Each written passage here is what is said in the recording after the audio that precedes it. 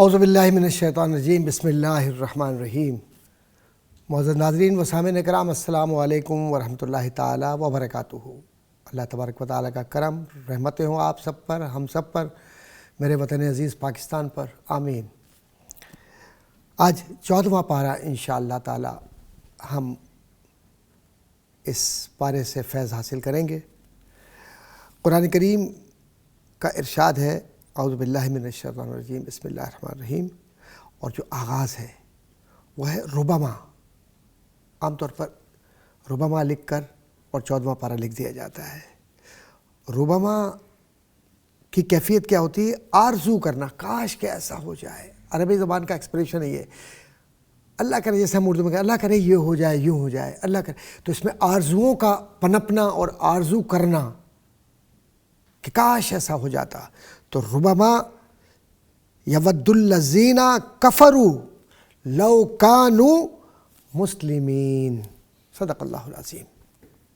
ترجمہ ہے کہ بہت آرزویں کریں گے کافر، کاش مسلمان ہوتے۔ اب یہ آرزو ہے کیا؟ خواہش ہے کیا؟ کہ جب کوئی شخص، دیکھیے میں جو بات عرض کرنا چاہ رہا ہوں وہ یہ کہ ایمان بالغیب ہے، اصل میں یقین رکھنا کہ نہیں دیکھا لیکن پیار اس سے کرنا کہ جیسے دیکھا ہے۔ لیکن یہ کافر دیکھتے بھی تھے تب بھی ان کے ایمان نامکمل تھے۔ ان کے ایمان اس لیے نامکمل ہیں کہ یہ وہ کفر کی منزلوں پر پہنچ گئے کہ جہاں انہیں آپ کچھ بھی کہہ لیجئے یہ ماننے والے لوگ نہیں ہیں۔ ان کے دماغوں میں خلل ہے، یعنی جو کیفیت بیان کی گئی ہے وہ یہ کہ اس صورت میں سورہ ہجر پورا نفسیاتی اور انسانی رویوں کا تجزیہ ہے۔ کاش کہ میں مسلمان ہوتا۔ ایک حدیث اس افسوس پر، اس کیفیت پر یہ ہے کہ جب اہل جہنم میں جمع ہوں گے تو جہنمی ان گناہگار مسلمانوں پر طعن کریں گے، تم تو مسلمان تھے پھر بھی ہمارے ساتھ جہنم میں آ گئے ہو۔ پھر اللہ تعالیٰ اپنے کرم سے ان گناہگاروں کو جہنم سے نکال کر جنت میں لے جانے کا حکم دے گا۔ تو کفار پھر تمنا کریں گے کہ کاش کہ ہم مسلمان ہو جاتے تو کم از کم چلو اسی مرحلے پر کہ کچھ تھوڑا سا عذاب ہوا ہمیں نجات مل جاتی۔ تو یہ بھی لالچ ہے انسان کی، یعنی وہاں بھی جا کر، جہنم میں جا کر بھی یہ عجیب بات ہے کہ کفار اپنے لالچ سے اور اپنی عادتوں سے باز نہیں آئیں گے، وہاں بھی اپنا فائدہ تلاش کر رہے ہیں۔ پھر اللہ تعالیٰ کا کرم دیکھ کر انہیں اور آرزو ہوں گی، کاش کہ ہم یہ کر لیتے، اس طرح ہو جاتا۔ اسی میں جو آیت نمبر 9 ہے اس میں اللہ تبارک و تعالیٰ نے قرآن کریم کی حفاظت کی ذمہ داری لی ہے اور یہ بتلایا ہے کہ ہم اس کے محافظ ہیں۔ انا نحن نزلنا الذکر وانا لہ لحافظون، ہم نے اپنے ذکر کو نازل کیا ہے، ہم نے اپنے ذکر کو تم تک پہنچایا ہے۔ وانا لہ لحافظون، جب ذکر ہمارا ہے تو حفاظت بھی ہم کریں گے، تم تھوڑی کر سکتے ہو، اس لیے کہ تمہاری طاقت ہی نہیں ہے، تمہارے پاس وہ ریسورسز ہی نہیں ہے کہ تم ہمارے ذکر کا پاسنگ بھی پا سکو، اس اعتبار سے کہ ہم خالق ہیں، ہم جس طرح چاہیں اپنی مخلوق کو ہدایت کے ذریعے راستہ بتلائیں اور قرآن کی حفاظت کریں۔ قرآن کی حفاظت کیسے؟ کہ اس میں نہ کوئی ایک لفظ بڑھا سکتا ہے، نہ کم کر سکتا ہے، نہ کوئی افراط و تفریط ہے، نہ کوئی اس میں امنڈمنٹ ہے، الحمدللہ۔ اور تم صرف کتابوں تک، کاغذوں تک نہیں، تم تو لوح محفوظ میں بھی محفوظ ہو، تم دلوں میں بھی دیکھ رہے ہو کہ قرآن محفوظ ہے، اور تم یہ بھی دیکھ رہے ہو کہ پانچوں وقت تم قرآن کو پڑھ رہے ہو، اور قرآن کی حفاظت کا یہ طریقہ بھی ہم نے اختیار کیا کہ نماز کا حصہ بنا دیا۔ پھر اس کے بعد آیات نمبر 14 اور 15 میں فرمایا گیا کہ اگر ہم آسمان کا کوئی دروازہ کھول دیں اور یہ منکرین خود اس سے چڑھ کر جائے تو پھر بھی کہیں گے کہ ہم پر جادو کر دیا گیا ہے اور ہماری نظر بندی کر دی گئی ہے۔ بڑا عجیب معاملہ ہے، اس میں بڑا انسان کی نفسیات کو بیان کیا گیا ہے کہ جب انسان نیگیٹو ہوتا ہے نا، نہیں سننا چاہتا، تو رسول اکرم صلی اللہ علیہ وآلہ وسلم کو یہ مشرکین تھے مکہ کے، وہ کہا کرتے تھے یہ تو جادوگر ہے، نعوذ باللہ من ذالک، اس لیے کہ رسول وہ کچھ دکھلا رہا ہے جس کی اس کو توقع ہی نہیں ہے انہیں، تو ان کی جہالت اور ان کے وجود میں، ان کے خون میں شیطان کی آمیزش نے ان کی زبانوں کو کنٹرول، ان کے ذہنوں کو کنٹرول کر کے یہ بتلایا کہ نعوذ باللہ من ذالک نبی کرم صلی اللہ علیہ وسلم ساحر ہیں، جادوگر ہیں۔ اور یہ جو معجزات نظر آ رہے ہیں، قرآن کی حقانیت نظر آ رہی ہے، تو اس میں وہ یہ بتلا رہے ہیں کہ یہ تو سب جادو ہے، یہ تو اللہ نے کہا کہ اگر ہم ان کو اتنا بھی دکھا دیں نا کہ آسمانوں کو کھول دیں اور یہ آسمان تک آ جائیں اوپر اور سب کچھ دیکھیں، نظام حیات آسمان کا، تو تب بھی یہی کہیں گے یہ تو جب جادو ہے، ایسے ہی دکھلایا گیا، نظر بندی کر دی گئی ہے۔ یعنی نظر بندی کس کو کہتے ہیں؟ مسمرائز کرنا، جادو کر دینا، ذہن کو کنٹرول کر لینا، کیپچر کر لینا۔ تو جب کفر کی مہر لگ جائے تو ذہن اور زبان دونوں یہی رویہ رکھتے ہیں۔ اللہ ہمیں اس سے محفوظ رکھے۔ ایک پل کا وقفہ، ساتھ رہیے گا۔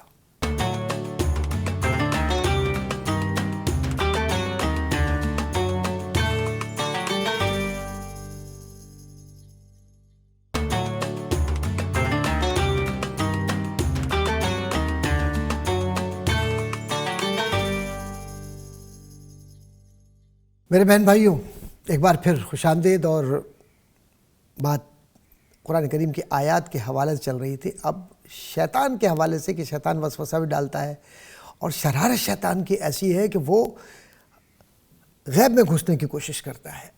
تو قرآن کریم کی جو آیت 17 ہے اس میں بتایا ہے کہ شیطان فرشتوں کی باتیں سننے کے لیے آسمانوں پر جاتے ہیں تو ان پر آگ کے کوڑے برسائے جاتے ہیں، یعنی ان کا داخلہ بند کر دیا گیا۔ یہ شیطان کون ہے؟ اب آئیے ذرا سا میں تھوڑی سی تفصیلات میں جاؤں۔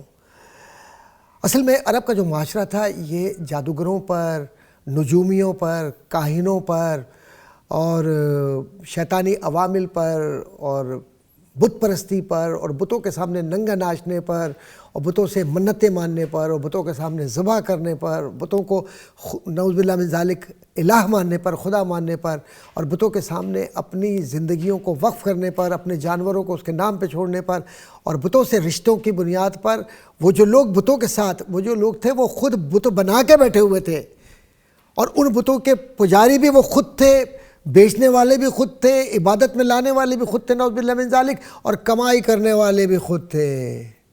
خوب مال کمایا، خوب کمایا۔ آج بھی بہت سارے لوگ جھوٹ بول کر پیسے کما رہے ہیں۔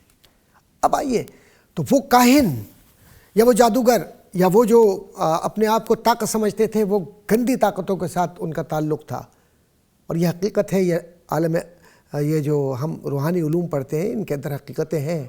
اگر آپ اس کو ذرا سا پڑھیں تو آپ حیران رہ جائیں گے کہ رسول اکرم صلی اللہ علیہ وآلہ وسلم کی بتلائی ہوئی دعائیں ہیں، قرآن کریم کی دعائیں ہیں، اور جو بزرگان دین ہیں، سلاسل اولیاء اللہ کے سلسلہ قادریہ ہے، چشتیہ ہے، نقشبندی ہے، سہروردی ہے، رفاعی ہے، اور بہت سارے اور بزرگان دین ہیں، یہ سارے علماء تھے، یہ کوئی عام لوگ نہیں تھے۔ انہوں نے جو طریقہ بتلایا وہ تعویذ بیچ کے نہیں بتلایا۔ میں سب کی بات نہیں کر رہا، لیکن کچھ لوگ ایسے ہیں جو آج بھی تعویذ بیچ کر زندگی کے دن پورے کر رہے ہیں، پیسے کما رہے ہیں، دنیا کمائی انہوں نے۔ اس وقت بھی کاہن، جادوگر، یہ جو منفی طاقتیں تھیں، جنات جن کو آپ کہتے ہیں، غلیظ جن، شیطان جن، شریر جن، شیطان، ان کو آسمانوں پر بھیجتے تھے۔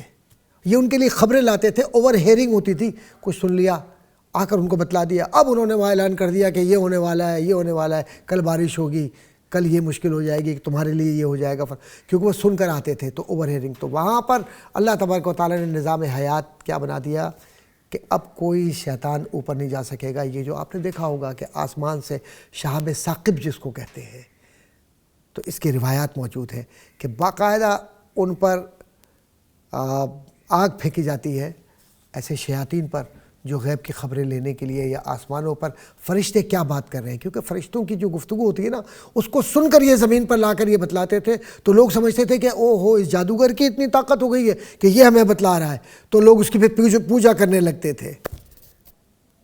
تو اللہ نے وہ راستہ ہی بند کر دیا، وہ دروازہ ہی بند کر دیا، تو اس کی گفتگو ہو رہی ہے. اور پھر آیت نمبر 19 میں فرمایا گیا کہ زمین کے پھیلاؤ، اس میں پہاڑوں کے نصب کرنے، سبزے اگانے اور دیگر وسائل زندگی کو بیان کیا گیا ہے. اور یہ ساری نعمتیں اللہ کے پاس ہیں، انسان کے پاس نہیں ہے. اللہ نعمتوں کو پیدا کرتا ہے اور وہی بانٹتا ہے، وہی تقسیم کرتا ہے. لیکن یہ جو نعمت ہے حلال اور حرام اور زندگی کیسے، یہ سب نعمتیں حضور صلی اللہ علیہ وآلہ وسلم نے بانٹی ہے. اور حدیث میں یہ ہے کہ اللہ دیتا ہے اور میں بانٹتا ہوں. اب یہ بانٹنا کن معنوں میں ہے؟ ایمان تمہیں دیتا ہوں، اخلاق تمہیں دیتا ہوں، زندگی تمہیں دیتا ہوں، نعمتیں میں تمہیں رب کی دیتا ہوں، حلال کیا ہے، حرام کیا ہے، رشتے کیا ہے، تعلقات کیا ہے، ان کا بتلاتا ہوں. تو یہ سب کچھ. آیت نمبر 22 میں اللہ تعالیٰ نے اپنی اس قدرت کا ذکر فرمایا کہ پانی سے لدے ہوئے بادلوں کو ہمارے حکم سے ہوائیں چلا کر لے جاتی ہیں. دیکھا ہوگا آپ نے، بھاپ اڑتی ہے زمین سے، اور وہ جب گرمی ہوتی ہے بہت، تو آپ دیکھتے ہیں کہ اکثر و بیشتر لوگ ہکس پہ چلے جاتے ہیں، منوڑا چلے جاتے ہیں، کلفٹن چلے جاتے ہیں، اور وہ ساحل سمندر پر. اسی طریقے سے دنیا کے ہر حصے میں جہاں پر بھی گرمی ہوتی ہے لوگ ساحل سمندر کی طرف جاتے ہیں، وہاں کوئی نظارہ کرے، کوئی دیکھے. اور جو جہاز میں بیٹھتے ہیں وہ بھی رب کی قدرت کا نظارہ کریں. اور اکثر و بیشتر یہ ہوتا ہے کہ جب جہاز اڑتا ہے اور اس کے بعد چکر لگانے کے بعد بادلوں سے اوپر جاتا ہے تو پھر بالکل دنیا بدل جاتی ہے، صرف سورج یا پھر تارے ہی تارے نظر آتے ہیں. یہ کیا ہے؟ قدرت کا کرشمہ. یہ قدرت کی نشانیاں ہیں، سمجھنے کے لیے ہے، ہمیں اور آپ کو بتلانے کے لیے ہے کہ وہ وحدہ لا شریک ہے. اس نے حکم دیا بادلوں کو تو ہوائیں اپنے دوش پر ان کو اڑا کر لے کر جا رہی ہیں. آپ دیکھتے ہیں کہ وہاں پر نیچے بادل اس طرح نظر آتے ہیں جیسے روئی رکھی ہوئی ہے. اور پھر جب اور قریب جاتے ہیں بستیوں کے تو بادل اور بستی کے بیچ میں ایسا لگتا ہے کہ زمین اور آسمان کو بادلوں نے اپنے دامن سے باندھا ہوا ہے. یہ میرے رب کا کرم ہے. اور یہ بڑا گہرا تعلق ہے. جو انوائرمنٹل اسٹڈیز کے لوگ ہیں they know how the clouds work and how it links or it creates a link between earth and sky, between land and sky. زمین و آسمان کے بیچ میں ایک یہ رشتہ ہے، ایک تعلق ہے بادل کا. اور یہ بادل اگر آپ اس پر مطالعہ کیجئے تو آپ حیران ہو جائیں گے کہ اس کے اندر عالم ارواح کے بھی اثرات ہوتے ہیں، عالم اجسام کے بھی، جو سانسیں اور جو یہ ہم انوائرمنٹ میں جو غلاظتیں لاتے ہیں، اس کی جو بھاپ اڑتی ہے پانی سے، اس کے اندر بھی اس کے اثرات ہوتے ہیں.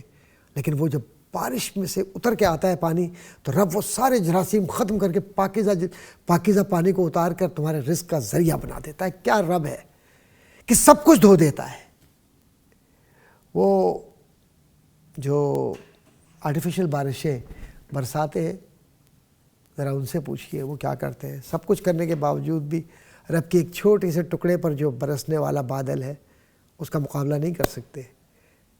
یہ آرٹیفیشل انٹیلیجنس کی کرامتیں دیکھیے آپ. یعنی کرامت سے مراد وہ میں ان معنوں میں نہیں بات کر رہا، یعنی لوگوں کو عاجز کرنے کے لیے ذہنی اعتبار سے انہوں نے کیا کیا ایجاد کیا.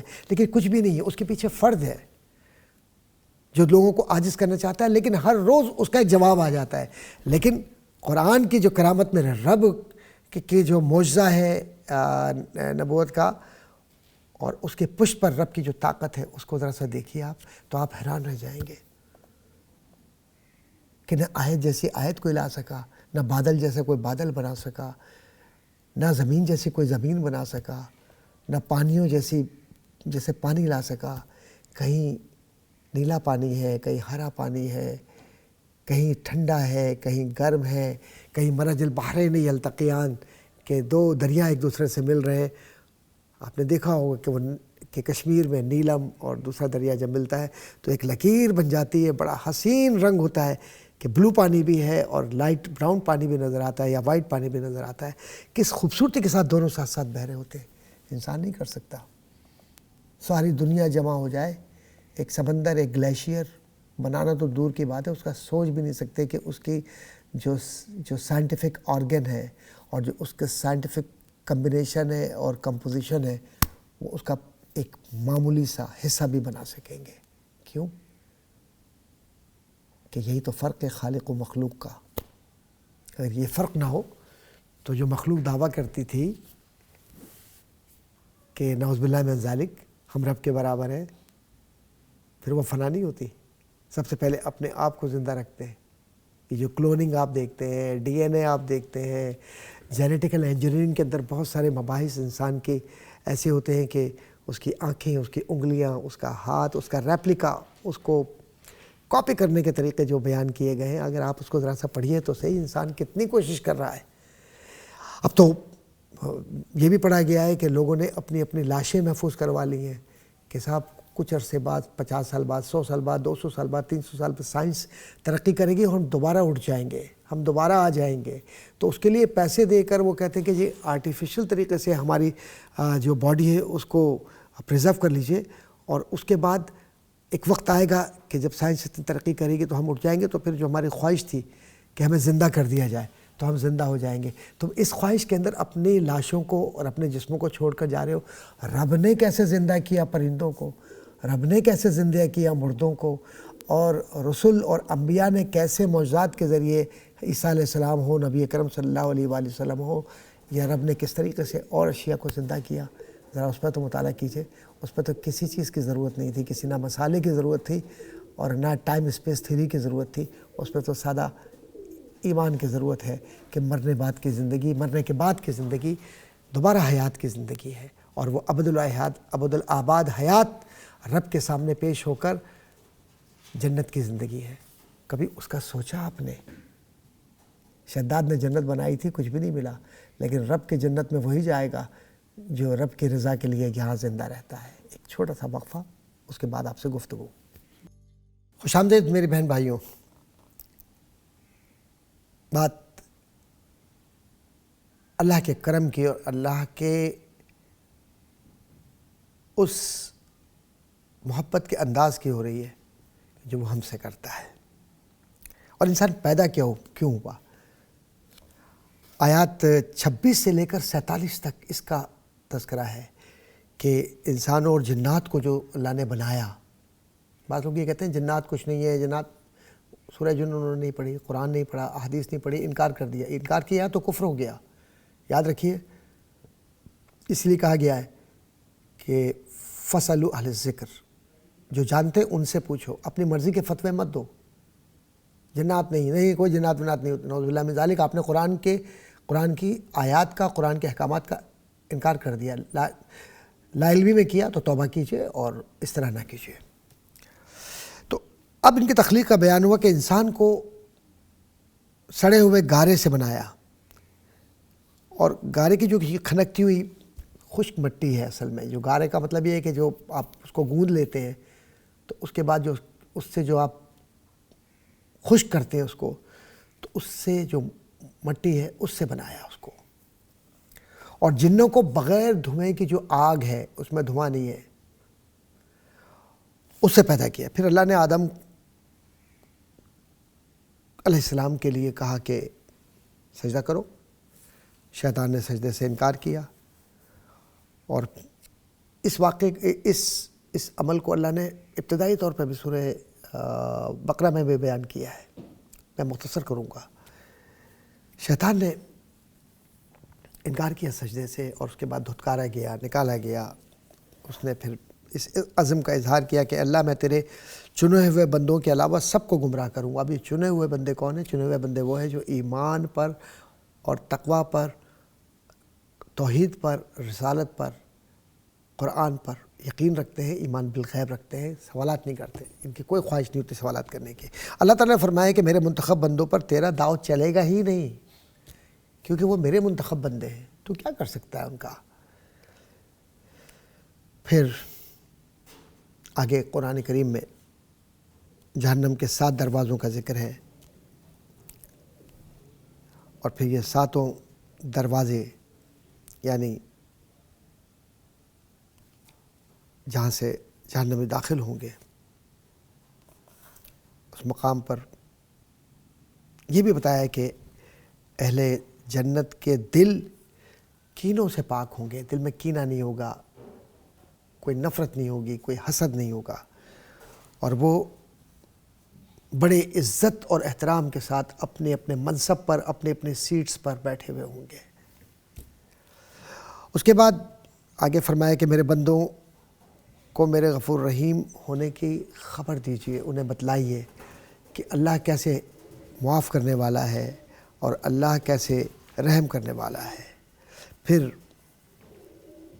خوف ہو یا رجا ہو، خوف اور رجا، امید، رجا کہتے ہیں امید، ان دونوں کیفیات کو اختیار کرنا چاہیے کہ اللہ سے کبھی نا امید نہیں ہونا چاہیے۔ لا تقنطوا من رحمت اللہ، اللہ کی رحمت سے نا امید نہ ہو۔ ہم نا امید بہت جلد ہو جاتے ہیں۔ واقعہ اگر میں سناؤں تو دلچسپ ہوگا کہ ایک صاحب اولاد کے لیے نا امید تھے کہ میرے یہاں اولاد نہیں ہے، 11 سال ہو گئے، تو ان کو کسی بزرگ نے کہا، یہ مجھے کسی نے بتلایا تھا تو اس لیے میں واقعہ شیئر کر رہا ہوں، بزرگ نے کہا کہ سورہ مریم پڑھا کرو ہر جمعرات کو ایک بار عشاء کے بعد وضو کے ساتھ پاکیزہ نیت کے ساتھ، اور یہ 40 دن تک پڑھو، اگر یہ نہ ہو تو پھر 40 دن پڑھو، 40 دن پڑھو، اس طرح 1 سال تک کرتے رہو۔ یہ انہوں نے کیا، اللہ تبارک و تعالیٰ نے انہیں صاحب اولاد کر دیا۔ تو یہ قرآن کی برکت ہے، اور قرآن کی برکت سے انسان فیضیاب ہوتا ہے بشرطے کہ ایمان ہو۔ پھر حضرت ابراہیم لوط علیہ السلام کا واقعہ بیان ہوا،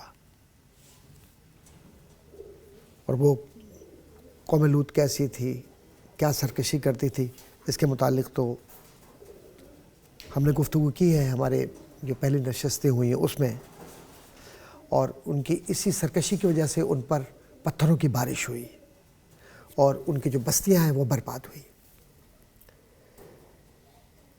آیات 79 سے 84 تک، 79 سے لے کر 84 تک جو تذکرہ ہے کہ ایسے لوگ جو اس دور میں رہتے تھے، ان کے پاس اللہ کی طرف سے پیغام آیا کہ خیر کی طرف آؤ، انہوں نے سرکشی کی اور پھر اس سے گریز کیا، کیونکہ وہ بڑے طاقتور تھے، وہ اپنے آپ کو بہت مضبوط سمجھتے تھے، اور بہت زیادہ ان میں صلاحیت تھی، ٹیلنٹڈ لوگ تھے یہ۔ وہ پہاڑوں کو کھود کر اپنے لیے محفوظ مکانات بناتے تھے، لیکن انہوں نے انبیاء کو جھٹلایا، اور تکبر بہت تھا ان میں کہ ہم تو بہت مضبوط لوگ ہیں، بڑے ٹیلنٹڈ لوگ ہیں، اللہ کے عذاب سے نہیں بچ سکے وہ۔ تو یہ جو دونوں قسم کے افراد جو اس دور میں تھے ان کا تذکرہ موجود ہے۔ اس کے بعد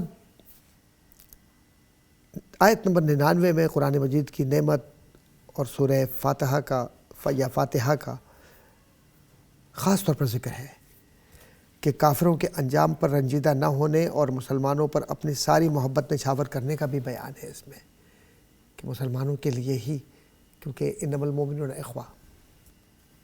اور آخری آیت میں فرمایا کہ دینی اور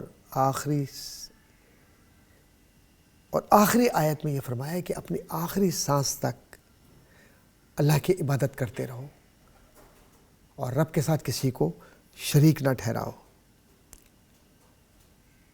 اور وہ لوگ جو اللہ کی شریعت پر عمل نہیں کرتے اور توقع کرتے ہیں کہ وہ جنت میں جائیں گے، تو کیسے جائیں گے؟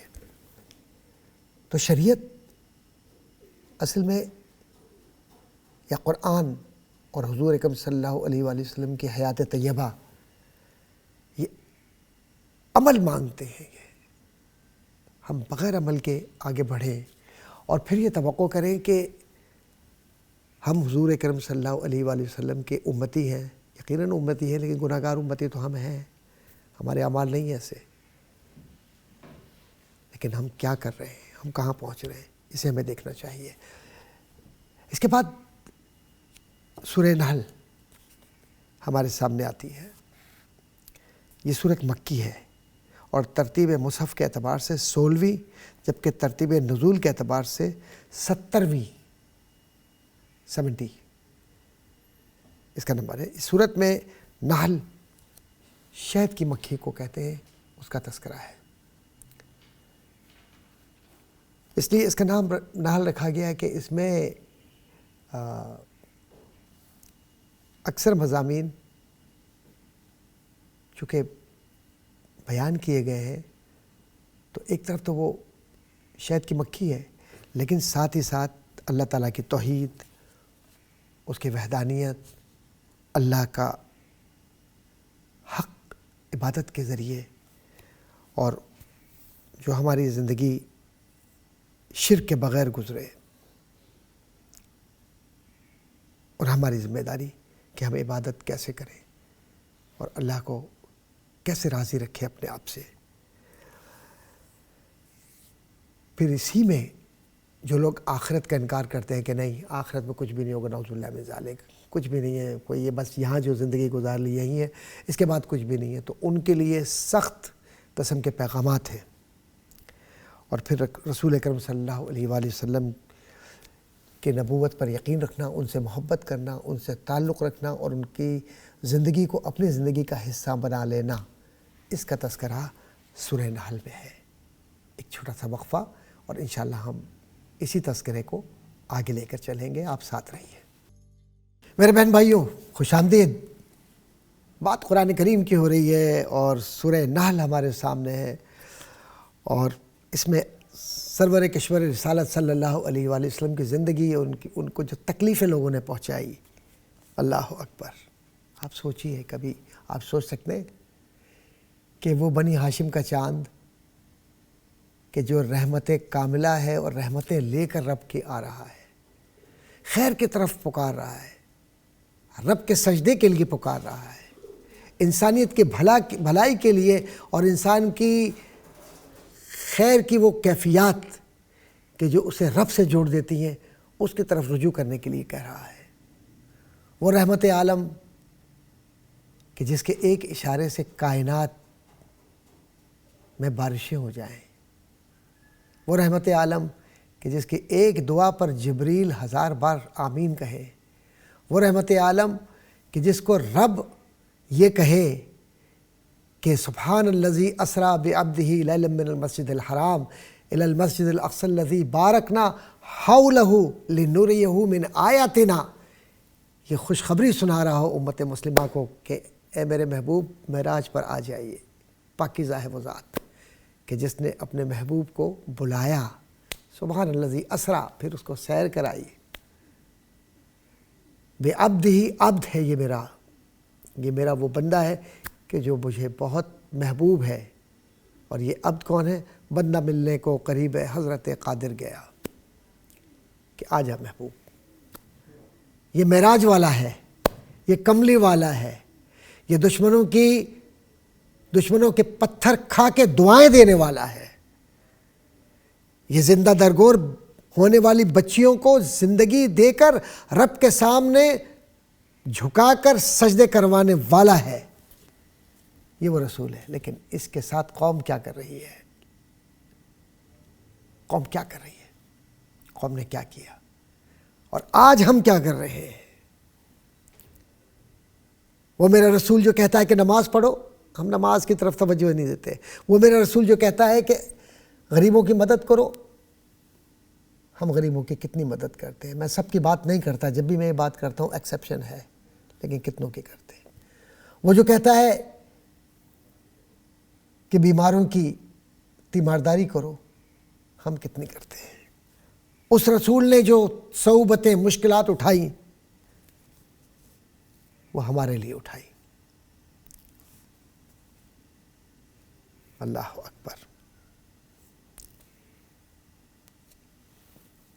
یہ جو منافقین ہیں، مشرکین ہیں،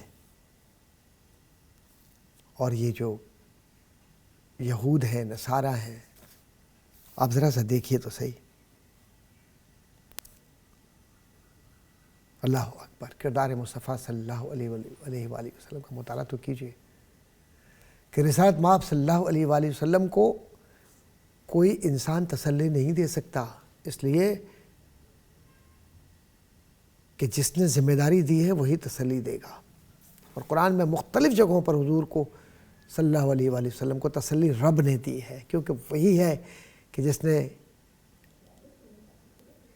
اللہ کے رسول صلی اللہ علیہ وآلہ وسلم کو بھیجا اور پھر بتلایا کہ قد جاءکم من اللہ نور و کتاب مبین، کہ یہ نور رب نے رسول اکرم صلی اللہ علیہ وآلہ وسلم کے ذریعے پھیلا کر اندھیروں کو دور کیا ہے.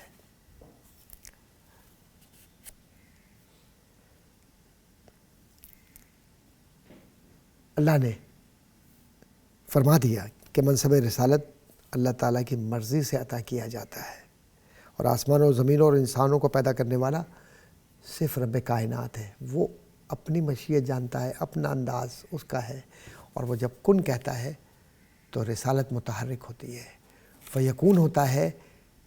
تو پھر وہ جو دشمن ہوتے ہیں وہ دوست بن جاتے ہیں. دوست نہیں بنتے بلکہ وہ قدموں پہ نثار ہو جاتے ہیں.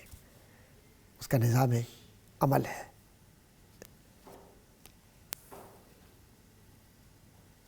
آیت نمبر 5 میں چوپایوں کی پیدائش کا ذکر ہے، جن میں انسانوں کے لیے کئی طرح کے فوائد ہیں. لوگ کہتے ہیں نا کہ آج سائنس نے ترقی کی ہے، ایگریکلچر سائنس میں، یا جانوروں کے پیدائش میں، یا ان سے مال کمانے میں، پیسہ کمانے میں اور معیشت مضبوط کرنے میں. دیکھیے اللہ نے فرمایا کہ رزق حلال تلاش کرو. ہر جگہ حکم ہے یہ رزق حلال کا. تو یہ رزق حلال اس بزنس میں بھی ہے، اور اس بزنس کی سب سے بڑی طاقت یہ ہے کہ اس میں اللہ کا حصہ بھی ہے، نبی کا حصہ بھی ہے، آپ کا بھی ہے، ضرورت مندوں کا بھی ہے. تو یہ جو چوپایوں سے آپ لیتے ہیں بہت ساری راحت، ان میں بعض کو کھایا جاتا ہے اور بعض میں دیگر فوائد بھی ہیں. جیسے آپ بہت سے جانوروں سے اپنے کپڑے بناتے ہیں اس کے اون سے، اور کچھ سامان اٹھانے کے لیے، کچھ ٹرانسپورٹیشن جس کو آپ کہتے ہیں، اور کچھ جانور ایسے بھی ہیں کہ جن سے آپ جنگوں کے اندر کام لیتے ہیں، اونٹ سے لے کر گھوڑے تک. بس ایک بات عرض کرتا چلوں کہ رب نے اپنے کام اپنے انداز سے ہی حکم کے ذریعے کیے ہیں، اور رسالت نے اس حکم کی تعمیل کی ہے. یہی ایک چھوٹا سا وقفہ، اور ایک بار پھر انشاءاللہ آپ سے مخاطبت کچھ لمحات کے بعد.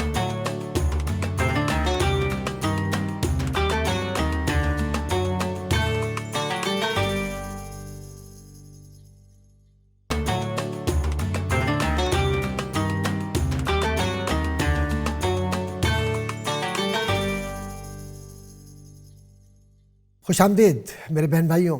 قرآن کی برکت اور قرآن کی محفل، کیا خوش نصیبی ہم سب کی کہ ہم صبح سحری ہے اور رب کی محبتوں کی باتیں اور رسالت کی ذمہ داریاں اور رسالت کی توجہ اور رسالت کے ذریعے تعمیر کردار کی باتیں قرآن کے حوالے سے کر رہے ہیں. آیت نمبر 60 میں ایک حکمت بیان کی گئی کہ جو گناہ گار ہے اس کی جلدی مواخذہ کیوں نہیں ہوتا. مواخذہ کہتے ہیں امپیچمنٹ کو. کیوں نہیں پکڑا جاتا، ان کو عذاب کیوں نہیں دیا جاتا. تو فرمایا کہ اگر اللہ لوگوں کو فوراً پکڑتا تو پھر زمین پر کوئی جاندار باقی نہیں رہتا. اس لیے اللہ نے موقع دیا ہے جاندار کو کہ وہ اپنے اعمال و وظائف میں اپنے آپ کو ٹھیک کر لے، اور اسی لیے اس کو بار بار آیتوں کے ذریعے بتلایا گیا کہ ایسے مت کرو. اسی طرح سے آیت نمبر 68 میں شہد کی مکھی کا ذکر ہے کہ اللہ تعالیٰ نے اس چھوٹی سی مخلوق کو پہاڑوں، درختوں اور جگہوں پر کس طرح سے مضبوط چھتا بنانے اور مضبوط گھر بنانے کا شعور عطا فرمایا ہے۔ میں یقین سے کہہ سکتا ہوں اگر آپ اور میں شہد کا چھتا بنانا چاہیں بھی نا، کہ اس کی طرح کوئی انجینئرنگ ہو اور اس کے اندر خوبصورتی بھی ہو، بڑا حسین ہوتا ہے، اور پھر اس میں ایک ملکہ بھی ہو اور پھر اس کے سب خدمت گزار بھی ہوں، اور پھر وہ کس کس جگہ پر جا کر اللہ کی حکمت دیکھیے کہ اس کو شعور دیا اس مکھی کو، جس کو ہم سمجھتے ہیں کوئی شعور نہیں، اس کو آپ سے اور مجھ سے زیادہ شعور ہے۔ وہ دشمن کو بھی پہچانتی ہے، شے کو بھی پہچانتی ہے، میٹھے کو بھی پہچانتی ہے، کھٹے کو بھی پہچانتی ہے، اور وہ گندگی کو بھی پہچانتی ہے، اور وہ برکت والی اشیاء کو بھی پہچانتی ہے، خوشبو کو، کہ کیسے وہ جا کر خوشبو اور خوشبودار اشیاء کو جمع کرتی ہے۔ پھر وہ پھولوں کے گلدستے سے شہد کا رس کشید کر کے اللہ کے بندوں کے لیے، تاکہ اس سے ان کو صحت ہو، تاکہ اس سے ان کو رزق ملے، تاکہ اس سے ان کو راحت ملے، لا کر جمع کرتی ہے۔ اور پھر کیسے اللہ تعالیٰ کے بندے اس شہد سے استفادہ کرتے ہیں۔ شہد سے علاج ہے باقاعدہ، اور مؤثر علاج ہے۔ ہمارے ہاں تو خیر اب شہد ایڈورٹیزمنٹ بن گیا ہے، دیکھیے آپ، اس میں بھی جھوٹ آ گیا ہے، ہر جگہ ہم نے جھوٹ، گڑ اور چینی اور یہ چیزیں، آرٹیفیشل چیزیں ملا کر ہم کہتے ہیں یہ شہد ہے۔ جھوٹ بول کر ہم یہ سمجھتے ہیں کہ بس بیچ دیں گے اور اس میں ہمیں نفع ہوگا۔ ایک صاحب نے یہی سمجھا کہ وہ شہد خالص لے کر آ گئے ہیں، انہوں نے کھانا شروع کر دیا اور اس سے علاج شروع کر دیا، پتہ چلا کہ وہ تو جناب شوگر کے پیشنٹ بن گئے۔ تو تم اپنے ذاتی نفع کے لیے اور وقتی نفع کے لیے لوگوں کو بیمار نہ کرو، رب کے سامنے تمہیں اس کا جواب دینا ہوگا کہ تم نے ایک تو تجارت میں جھوٹ بولا، دوسرا بیمار کیا، تیسرا رب کے بندے کو تکلیف پہنچائی، کس کس بات کا جواب دو گے؟ اور اگر وہاں اپنے آپ کو بچاؤ گے تو تمہارا سارا عمل، تمہارے ہاتھ، تمہاری زبان، تمہاری آنکھیں جو اس غلیظ شہد کو بنا رہے ہیں جو شہد نہیں ہے، خود گواہی دیں گے تمہارے خلاف۔ تو تم آج چھوٹا سا نفع یہاں کمانے کے لیے کل بڑا نقصان نہ کرو۔ بڑے نقصان سے بچنے کے لیے ضروری ہے کہ جو بھی شے بناؤ بھائی اس کے اندر ملاوٹ نہ کرو۔ ملاوٹ کرنے والے لوگ کل قیامت کے دن خسارے والے ہوں گے۔ آیت نمبر 70 میں انسان کی پیدائش، وفات اور بڑھاپے کا طاری کرنا اللہ کی طرف سے ہونے کا بیان ہے کہ یہ سب کچھ پورا نظام قدرت ہے۔ آپ نے دیکھا ہوگا وہ شیکسپیئر نے بھی ایک 7 اسٹیجز کے حوالے سے ایک نظم لکھی ہے، اور اس کے اندر یہ بتلاتا ہے کہ وہ کس طریقے سے بچہ پیدا ہوتا ہے اور پھر اس طرح سے اس کے نوجوانی آتی ہے، پھر اس کو بڑھاپے تک اس کے وہ اسٹیجز مکمل ہوتے ہیں۔ تو ذرا سا دیکھیں، آپ کے قرآن نے بھی پورا ایک خوبصورت پیرائے میں، ایک پیرامیٹر کے اندر انسان کو بتلا دیا کہ انسان تھا کیا، کہ ایک نطفہ تو تھا، ایک غلیظ پانی، پھدکتا ہوا پانی، پھر اس کی پیدائش سے اس میں تکبر کتنا۔ ذرا سا حقیقت تو بتائیں کہ تم اور ہم پیدا کیسے ہوئے ہیں؟ گندے پانی سے۔ اس کو پاکیزہ کیا اللہ نے ایمان کے ذریعے تاکہ تکبر ختم ہو، غلاظت ختم ہو، شیطان کے وسوسے اور شیطان کا ذہن پر کنٹرول ختم ہو، لیکن ہم تو ماننے کو تیار ہی نہیں ہیں، اور جب مانیں گے نہیں تو نقصان تو اپنا ہی کریں گے۔ آیت نمبر 79 میں فرمایا کہ جو پرندے فضاؤں میں اڑتے ہیں انہیں اللہ ہی تو بغیر کسی سہارے کے فضا میں قرار عطا فرماتا ہے کہ وہ بیلنس اڑتے ہیں۔ آپ سوچئے، وہ کہتے ہیں نا ہمارے یہاں سائبیریا سے پاکستان کے اندر جب وہاں سردی ہوتی ہے تو وہ پرندے اڑ کر سندھ میں بھی آتے ہیں، پاکستان کے دوسرے حصوں میں بھی آتے ہیں، اور کتنے حسین پرندے آپ دیکھیں، آپ وہ یہاں انڈے بچے بھی دیتے ہیں اور ان کی نسل بھی ہوتی ہے، اس کو آپ غذا کی صورت میں بھی استعمال کرتے ہیں۔ تو آپ سوچئے اللہ کا کیا نظام ہے کہ وہ جو اڑتے ہوئے پرندے آتے ہیں، کیسے رب اس کے ذریعے رزق بھی دے رہا ہے اور انہیں بھی تحفظ دے رہا ہے کہ وہ اس سردی سے بچیں۔ تو عزیزو، رب کے نظام میں ایک حکمت ہے، اس کو سمجھنے کی ضرورت ہے۔ اسی طرح آیت نمبر 80 میں آرام دہ گھروں، جانوروں کی کھالوں، مویشیوں کے اون، نرم جو کپڑے ہیں ان کا ذکر ہے۔ اور پھر قرآن مجید کی آیات میں ایک آیت ہے جسے تقریباً ہر خطبے میں پڑھا جاتا ہے کہ اللہ عدل، احسان، قرابت داروں کو ان کا حق دینے کا حکم فرماتا ہے، بے حیائی، برائی اور سرکشی سے روکتا ہے، تم اس کی نصیحت کو قبول کرو۔ یہ جمعے کے دن خطبے میں پڑھا جاتا ہے اس آیت کو ہمیشہ۔ تو اس کو بھی ہمیں دیکھنا ہے کہ قرآن کریم کی ان آیات اور احکامات کو کس طریقے سے بیان کیا گیا ہے۔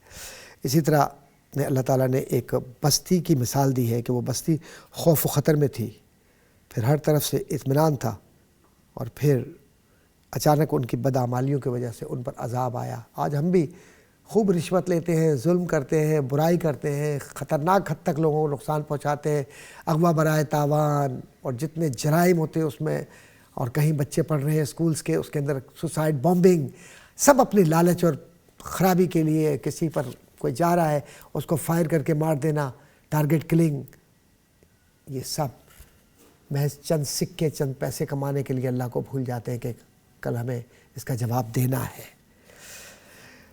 اور پھر ایک آیت نمبر 114 میں اللہ تعالیٰ کے دیے ہوئے حلال پاکیزہ رزق کے کھانے اور اس کا شکر ادا کرنے کا ذکر ہے کہ پاکیزہ چیز کھاؤ اور اللہ کا شکر ادا کرو۔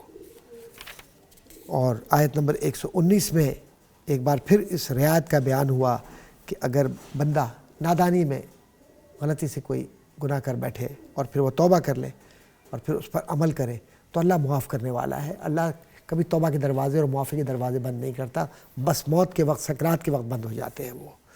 اور آیت نمبر 125 میں جو آخری ہے، دعوت دین کے اسلوب کو بیان کیا گیا ہے اور یہ بتایا گیا ہے کہ اگر نصیحت کرنی ہے تو ہتھوڑا مار کے، ڈنڈا مار کے، کسی کو غصہ کر کے، برا بھلا کہہ کر نہ کرو، پیار سے، حکمت سے، آہستگی سے، نرمی کے ساتھ بات کرو، کیونکہ قرآن کہتا ہے قولوا للناس حسنا، لوگوں سے اچھی طرح بات کرو۔ بات اگر اچھی طرح کریں گے تو دل میں اترے گی۔